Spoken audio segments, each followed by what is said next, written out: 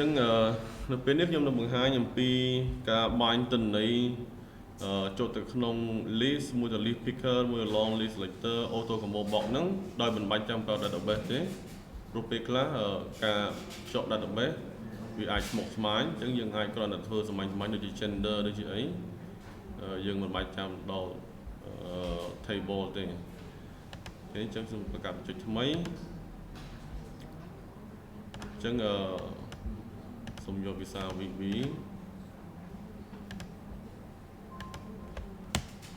ចឹងនេះខ្ញុំហៅវា binding from list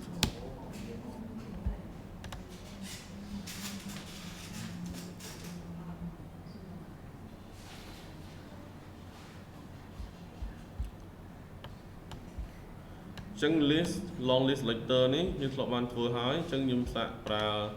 list picker មួយរបប WP toolkit អូខេនេះ list picker បើសិនជាយើងធ្លាប់បាន install ម្ដងហើយវាជាប់នៅក្នុងរបស់យើងហើយប៉ុន្តែបើសិនជាយើងអត់ទាន់មានទេគឺយើងត្រូវការ install វាដោយចូលទៅក្នុង tool ចូលទៅក្នុង new get package manager console អូខេប៉ុន្តែមុននឹងចូលត្រូវ save វាសិនបើមិនចឹងទេវាអត់ដឹងថា package របស់យើងត្រូវចូលកន្លែងណាទេ new អូខេ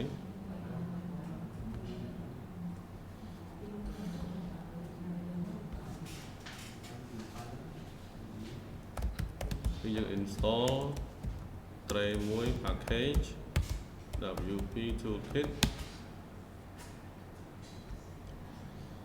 អូខេដោយសារតែអត់ទាន់មានអ៊ីនធឺណិតអូខេអត់មានអ៊ីនធឺណិតអញ្ចឹងខ្ញុំអាច import ពីផ្សេងមកបានណា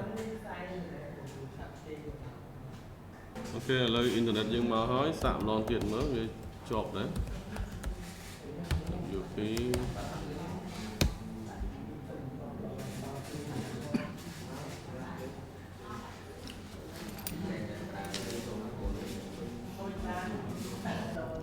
អូខេឥឡូវយើង install បានហើយវា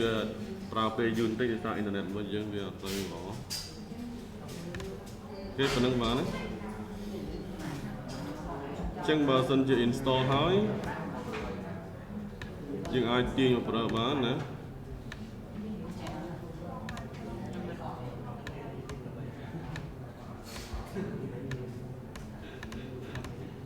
នេះគឺ picker របស់យើងណាចឹងដើម្បីចូលទិន្នន័យចូលទៅក្នុង picker លុះត្រាតែ picker ហ្នឹងវាមាន item ដូចជាមួយនឹង long list ដែរដូចគ្នាណាចឹងវិធីធ្វើគឺយើងយក main របស់វានេះមក dot item template ចឹងក្បួនវាទៅដូចគ្នាទៅដែរទេ data template ចឹងមកបិទនោះវិញអូខេហើយបើសិនជាយើងមានទិន្នន័យច្រើនយើងគួរតែដាក់ចូលទៅក្នុង state panel មួយទៀតអញ្ចឹងវាយើងច្រើនតង់បន្តិចក្នុងនេះគឺយើងដាក់ text box មួយមក name អញ្ចឹងខ្ញុំហៅវា text box អីក៏បានដែរឧទាហរណ៍ថាខ្ញុំហៅវា position ចុះខ្ញុំបាញ់វាចូលទៅក្នុងអីមួយណាអញ្ចឹងឥឡូវខ្ញុំអត់ទាន់បានបង្កើតនេះទេនេះគឺជា list picker របស់យើងដូចជា combo box នៅក្នុង window របស់យើងអញ្ចឹងយើងចូលទៅក្នុង code របស់វាណាចូលទៅក្នុង code របស់វានេះអញ្ចឹងទី1យើងត្រូវបង្កើត class មួយអូខេដើម្បីបង្កើត class នៅក្នុង class យើងអាចប្រើ public class នៅក្នុងនេះបានទេអូខេ public class វាអត់ស្គាល់ទេតែយើងអាចបង្កើត class ធម្មតាជាលក្ខណៈ private class របស់យើងអូខេ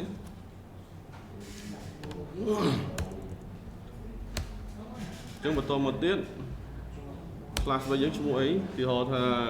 យើងហៅវា position ចឹងខ្ញុំហៅវា position class ចុះដើម្បីឲ្យស្រួលចំណាំអូខេនេះបាត់ add class របស់វាមួយបន្តមកទៀតយើងដាក់ property របស់វានៅក្នុងភាសា VB វាសិនជា property របស់យើង អត់មានតួខ្លួនទេយើងអាចគ្រាន់តែហៅ property ចឹងមកហើយយើងដាក់ឈ្មោះឲ្យវាទៅ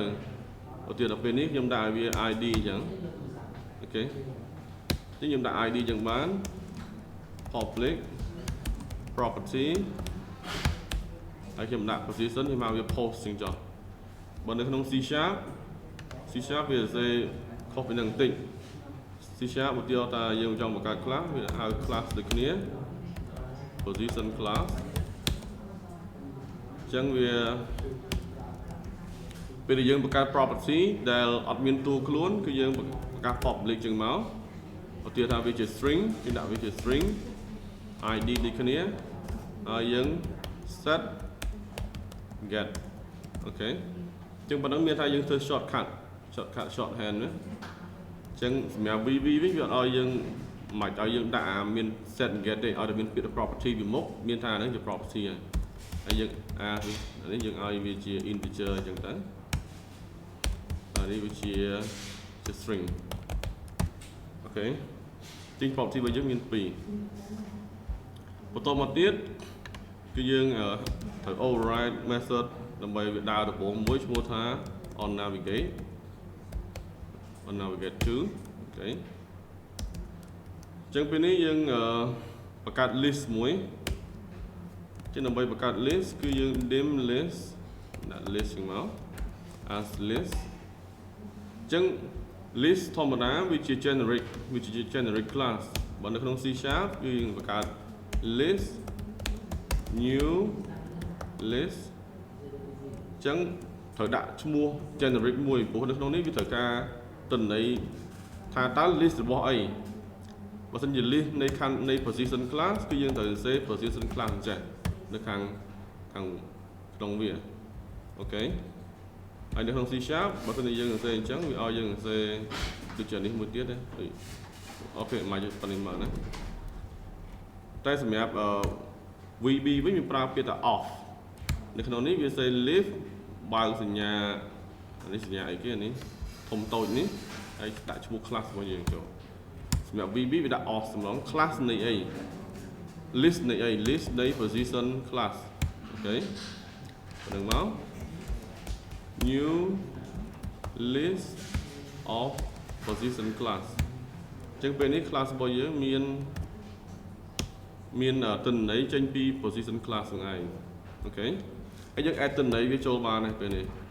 ដើម្បី add ទិន្នន័យវាចូលដោយសារតែវាជា class ឈ្មោះថា position យើងហៅវា new position class ចូលអញ្ចឹងយើងដាក់ property វាចូលតែម្ដងដូចសិនយើងសេកាត់អញ្ចឹងយើងដាក់ with ខាងក្នុងហ្នឹងមកហើយយើងបើកសញ្ញា curly brace ដូចក្នុង C# អញ្ចឹងពេលនេះយើង property វាយើង dot វាមកបើសិនជាយើងដាក់ dot ហ្នឹងយើងត្រូវក្នុងករណីយកមាន with យើងត្រូវសេទាំងអស់ position ឡើងវិញណាអូខេអញ្ចឹងយើងដាក់ with យើងសេខ្លី dot id ស្មើនឹង a1 មកស្មើលេខ1អូខេ comma មក dot post ស្មើនឹងជា CEO អញ្ចឹងណាអូខេអញ្ចឹងមានថាកន្លែងនេះយើងបញ្ចូលទិន្នន័យចូលទៅក្នុង list ប៉ុន្តែ list របស់យើងដែលបង្កើតនេះមិនមែនជា list ធម្មតា list នៃ class តែម្ដងបើសិនជាយើងគិតអំពី array វិញដូចជា array ពីរធាតុណា array ធាតុទី1គឺ list ធាតុទី2គឺ position class ហើយយើងអាចសម័យដូចជាmatrix ចឹង matrix ក៏ដូចគ្នាដែរអានេះវាជា row បញ្ចូល list នេះចុះក្រោមចឹងទៅ position នេះគឺជាទៅឆ្វេងចឹងទៅអូខេអញ្ចឹងនេះយើងបញ្ចូលទិន្នន័យចូលទៅក្នុង list ហើយយើងអាច copy paste វាហើយយើងដាក់ position ថែមតទៀតទៅលេខ2លេខ3លេខ4អញ្ចឹងខ្ញុំហៅវា shift ខ្ញុំហៅadmin ហ្នឹងចេះថាទេស្អីក៏បានខ្ញុំហៅ IT អញ្ចឹងចុះអូខេប៉ុណ្្នឹងហើយយើងអាចបញ្ចូលទៅក្នុងlist របស់យើងបានដែរ list របស់យើងមិញមានឈ្មោះនៅដូចជាមិនទាន់មាន list picker ចឹង list picker របស់យើងនេះ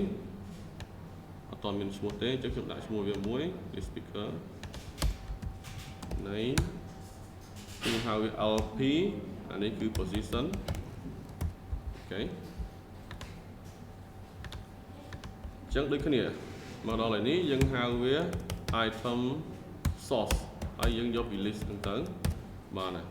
អូខេទិន្នន័យរបស់វានឹងចូលហើយចឹងដល់ពេលវាចូលហើយវាត្រូវការឲ្យកូនចៅរបស់វាបាញ់ចឹងកូនចៅអានេះមេវាទទួលបានទិន្នន័យទាំងមូលចឹង list picker ទទួលបាននេះ position ទាំងមូលតែម្ដងចឹងถ้าយើងចង់បានឲ្យកូនចៅវាទទួលទិន្នន័យចឹងនេះគឺជាកូនចៅវាហើយ data នៅក្នុង member នេះចឹងយើងហៅវាបញ្ចូលទៅក្នុង text ទៅ binding ទៅចឹង binding មិញរបស់យើងមាន post មួយណាចឹងនេះគឺជាទិន្នន័យរបស់ property របស់ class នេះ post នេះអូខេយើងចង់បាន ID ដាក់ ID មកបានហើយថ្ងៃក្រោយទៅសិនយើងចង់មាន image យើងថែម image មួយទៀតមកអូខេ property យើងថែម image ហ្នឹងទៅហើយ image ធម្មតាវាយើងដាក់ជា URL របស់វាជា string ហ្នឹងទៅហើយយើងដាក់រូបភាពតាម URL មកអូខេ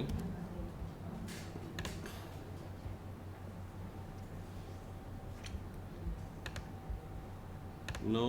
error អីមួយថែម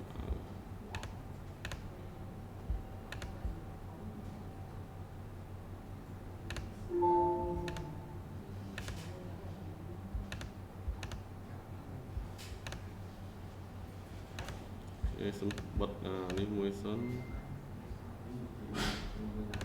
ខ្ញុំខ្លាចតែខ្ញុំដូរលេខ IP address មិញទៅ error នេះបាត់ហ្នឹង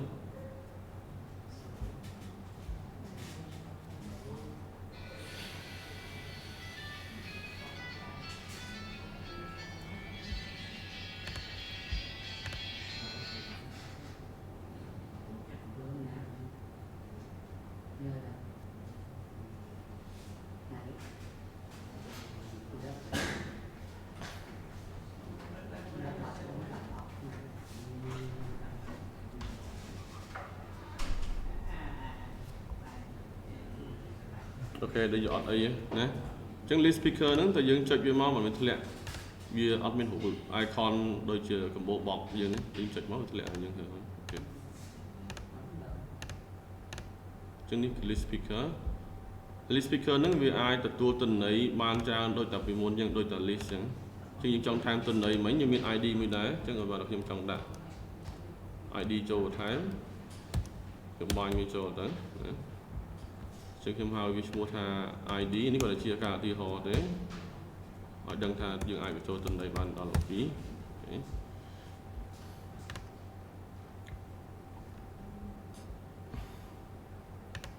អូខេអានេះវាចូលប៉ុន្តែវា vertical ស្អីយើងចង់ឲ្យបានទៅជា horizontal យើងដូរនៅក្នុងកន្លែង picker នេះមកមេវានេះហើយយើងយក orientation stack orientation ហើយយើងយក horizontal មកអញ្ចឹងវាផ្ដេកក្នុងករណីថ្ងៃក្រោយទៅយើងដាក់ image ដាក់អីចូលអញ្ចឹងវាបាញ់តាមហ្នឹងអូខេអានេះយើងអាចដាក់លេខនេះពីព្រោះធម្មតា database វាត្រូវការ primary key បើមិនយើងដាក់តា CEO ចូល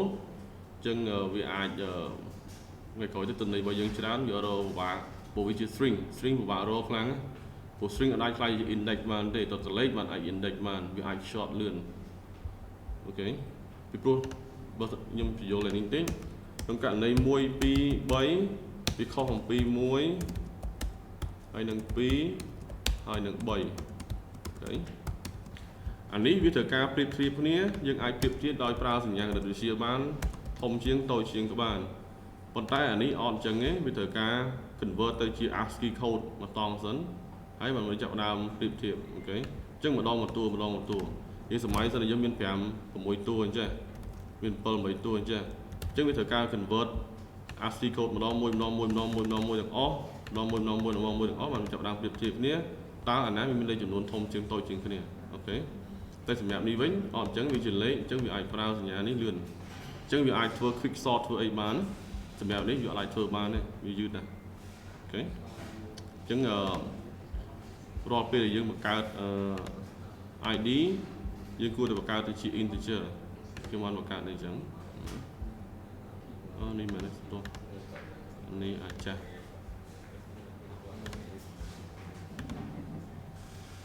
ចុចអីណា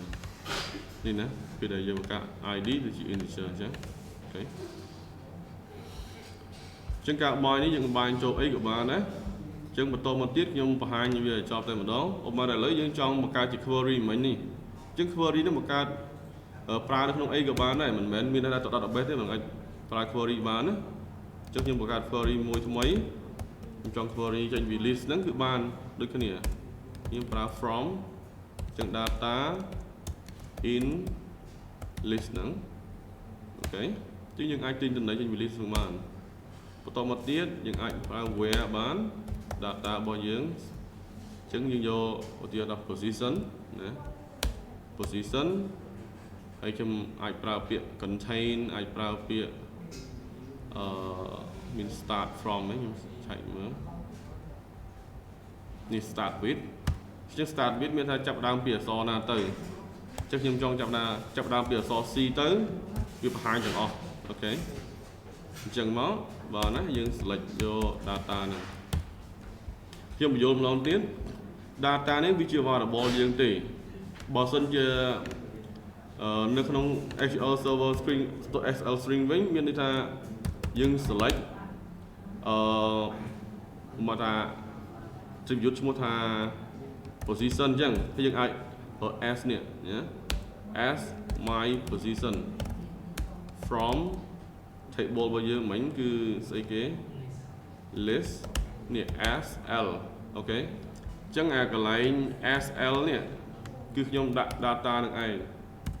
នេះ data ហ្នឹងមានន័យថាបន្ទាប់ពីយើងប្រើ from នេះ as នេះមកអូខេអញ្ចឹងវាជា variable មួយប៉ុន្តែវាមានតួនាទីពីរទី1គឺវាប្រកាស list ឲ្យខ្លាយទៅជាឈ្មោះនឹងហើយយើងអាច select យកអត្ថន័យនឹងតែម្ដងអូខេនេះជា variable នេះវាប្រើសម្រាប់ប៉ុណ្ណឹងអញ្ចឹងនេះគឺជា post ជា attribute របស់វាឈ្មោះថា post ដែលខ្ញុំបានបង្កើតនេះនៅខាងក្រោម post នេះអញ្ចឹង start with C អញ្ចឹងពេលនេះយើង query បានយកអាណាដែលចាប់ដើមដោយអក្សរ C ខ្លះអញ្ចឹងវាយើង expect មានអក្សរ 2 CO និង chef ណាយកតបានបាញ់អានឹងចូលទៅក្នុង query អូ